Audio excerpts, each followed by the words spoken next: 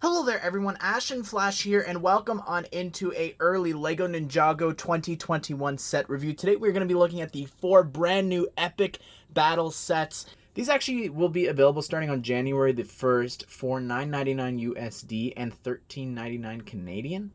And these are the new Spinjitzu packs, or the burst, the Spinjitzu burst, and like the arcade pods. Like this is this year's version of that, and the packaging is insane. Like, it's a little much, I'd say, for a company that's looking at ways to cut back on its environmental waste when they're like going to paper bags instead of plastic, or even just cutting down on some of even the Lego minifigure series.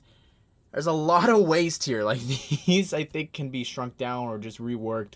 But they look incredible. Really, really do. I'm surprised there's no Lloyd one or Nia. Hopefully we get something more in the summer, because I think these are really neat little ways to kind of recap some of the seasons. I really do love that part of it. It looks really, really cool. Another thing is I have them in order of set numbers. This should be here. Jay should have been here because he's facing off against the Serpentine. Minor nitpick, but still really interesting. But we're going to go through all these and just talk about them and each set, and I'm just going to kind of rank them based off of the builds, the figures, exclusivity, and all that stuff. So anyways, without further ado, let's go ahead and let's get started. So here is set number 71730. This is the Kai versus Skulkin, and this comes with a brand new Kai figure as well as this brand new hairpiece.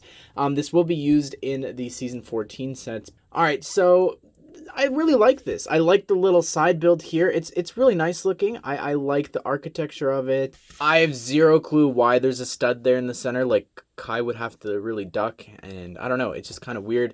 But it's nice. The training dummy is cool as well. You can really get it spinning if you flick it properly, so that's neat. Let's take a look at this other play feature that's actually in each of the sets, so I won't show you it each time. They do come in 4 different colors. We've got red, and then we've got white, blue, and black, which you saw before. But let me show you how this works. So it's actually really neat. The way that this works is you put a figure on there, and then you just roll it like the tire. Like, that is so neat, creating this Spinjitzu effect. I love that. That looks so awesome. Like, I think that is so interesting, so cool. I know this is in other sets, but it just looks really, really neat. And I like that each of them have a separate color assigned to each of the 4 ninja. So within each of the 4 sets, they all come in separate colors. So for Kai, we've got orange here for fire, and then you've got each of the elemental weapons coming twice in these brand new pieces, and each of them, except for these here,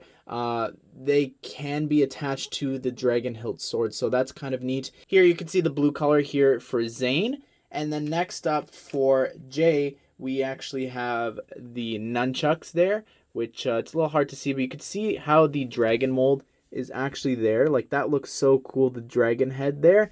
And then lastly for Cole, you've got the scythe in this dark gunmetal gray color. It looks really brown on the box, but to me, this is just gunmetal gray. I don't believe this is anything new. But anyways, I just thought I'd show you everything that you get here with each of the sets. So here is this brand new Kai, and I think one of the most interesting things here is this new hairpiece with the wrap. That looks really, really cool. So taking off that wrap there, you can see underneath, this is the same face we've been getting all the way back from the Lego Ninjago movie, and here is the fire sword here, and it looks really neat. I like the fire symbol on the legs, and the torso is really interesting. You can see how buff he actually is there, even on the back. Really neat looking figure. So at first glance, I thought that this was the exact same Skulkin that had appeared in other sets, but it turns out there's actually brand new printing there on the face, some additional lines. You could see like a scar on that eye, so that's really neat that they updated that, but the torso, I believe, is the exact same and everything else, but that's still cool. Here is set number 71731, Zane versus the Nindroid. And it's sad that this is the closest thing we're going to get to a Borg Industry Tower. But it's cool. I like the little assembly line here that you can actually like attach the head of the Nindroid there and actually place him onto those jumpers. I think that's pretty neat. And on the side here, you do have a spot to actually put his like chainsaw weapon. So that's neat. I think that's really interesting that they had this sort of assembly line build. And then here they've got, I don't know, like a little display, like a little viewing platform, I guess, of the rest of the factory. So that's kind of neat. You can angle this down if you wanted to, kind of have some damage from the fight. But besides that, there's nothing else going on here. Here's the brand new Zane, and I really love this outfit. It looks really, really neat. It actually has the same symbol on the chest, on the front, as well as on the back, for these ninja, as well as each of them, which is really, really neat. But these two both have it in red. I believe, now I could be wrong about this, but his hair coming in this silver or titanium, I guess, is actually the first time in a set. I did my best. Brick set, it's on brick set if it's wrong, but that's really neat if this is the first time. But I really love this figure. It looks neat, and the wrap here as well in bright blue is really cool. Here is the Nindroid included, and there's nothing new about this figure. I just went and looked at some of the ones that I have from other Legacy sets, but it's an interesting little weapon build, and on the back you've got some really neat printing. Here is set number 71732, and this is Jay versus the Serpentine, and I really love this little build here in the back. That's really neat looking. I love the Serpentine statue, as well as the little trees or bamboo there is pretty neat. Again, not sure why there's a jumper there in the center, but over here there is a little bit of a play feature that I guess while you're playing and fighting, you can knock over the tree. Besides that, there's nothing too much going on here with this build. It's nice. I really like the way they did the eyes and the head there. But let's look at the figures. Here is Jay, and I love this outfit. I don't know why it's like zebra printing, but it's kind of interesting. The mask doesn't really cover his face there when he's got that expression going. But it's alright, I guess. I like the way that looks there on the back as well. It's pretty neat.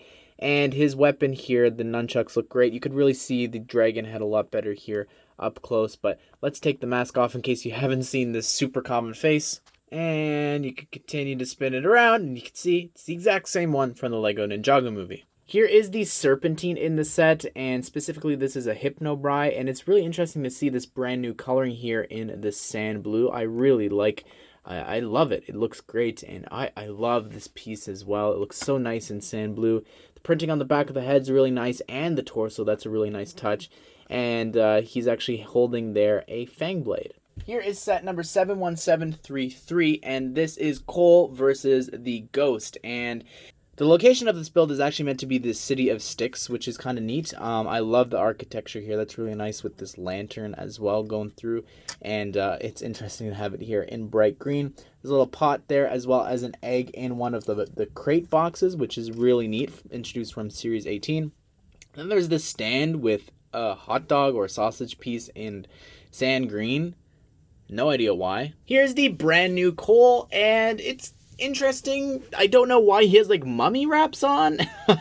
That's what I see when I look at that, but it's neat, I guess. He does come with the mask there in orange, which is pretty cool, but here's his scythe as well in gunmetal gray. I don't know, now I'm questioning, is it gunmetal gray? Is it a little bit more brown? I don't know. Let me know down below. What do you think? But anyways, he's got the same face that he had from the Lego Ninjago movie, like everyone else.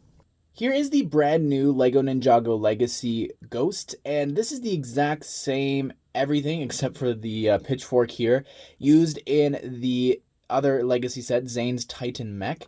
And it's neat. I love getting the brand new wrap there in the dark blue and purple. That looks super, super cool. As well as getting the ghost piece here looks really neat. And underneath this face, there's this really creepy like skull there. But there's nothing on the back. And it's an interesting sort of yin and yang symbol on the back with ghosts. I don't know. It's an interesting looking figure with all the colors. But I think the wrap here is definitely my favorite part. So in case you're wondering here are all of the stats for each of the battles. It's very strange to me that the Skulkin has the exact same level there as Kai, who's the Elemental Master of Fire, but that's kind of strange. And then you could see there what there is for Zane versus the Nindroid, and then Jay versus the Serpentine, and Cole versus the Ghost, and it's hard to fit all four at once, but it's a nice little reference, I think, to the original days when they had the collector cards with all the different levels.